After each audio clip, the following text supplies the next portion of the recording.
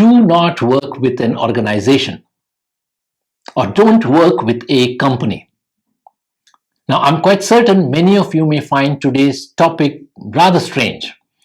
After all, what's this guy saying? Don't work for a company? So who do we work for instead? Or what do we work for?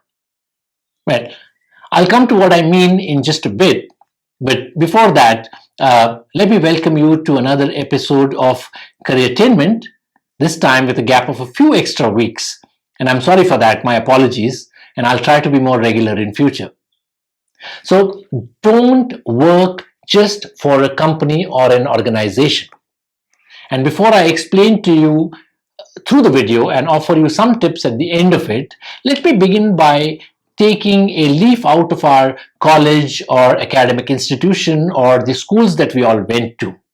Now, for all of us who've passed out several years back, or even for those who've passed out recently, let's be honest, what do we really remember about these institutions? Clearly, the friends that we made there, the fun times that we had, the general environment of the institution, etc., etc. But the most significant aspect of your memory is about your teachers, about the professors, the lecturers, the great masters who taught you those subjects. In fact, some of your favorite subjects turned out to be favorite not because of the subject per se, but because of just the way they were taught to you by these people. And I'm quite certain many of us agree that the respect for our teachers and professors only goes up over a period of time through our professional careers. Yeah, we kind of keep in touch with them, pay respects to them on Guru Purnima or otherwise, and quite certainly you don't forget a great teacher till the end of your life. Now, quite similar, an issue happens even at your workplace. Now, when you're trying to work for a great brand, a great company, or if you're already working there or trying to apply to these companies, these places, these great branded companies could in fact turn out to be lousy workplaces just because you have a bad boss. It's out of your control. Some of the most average companies will offer you the most golden periods of your tenure, golden tenures in your career, just because you had a great boss. He allowed you to flower. He allowed you to, bring out the best in you. He facilitated the best in you. And you'll find that your tenure over there was great. But really, how many of us really pay attention to finding out about our boss or trying to find out who we are going to be working with, right? I don't think so. In fact, the irony is that whenever a guy leaves a company, it's commonly accepted. This guy left an organization because of the boss, not because of the company. That's commonly accepted, right? We all talk about it. But do we look at the converse? When we actually apply for a job, do we even give a little attention to whom we are going to be working with?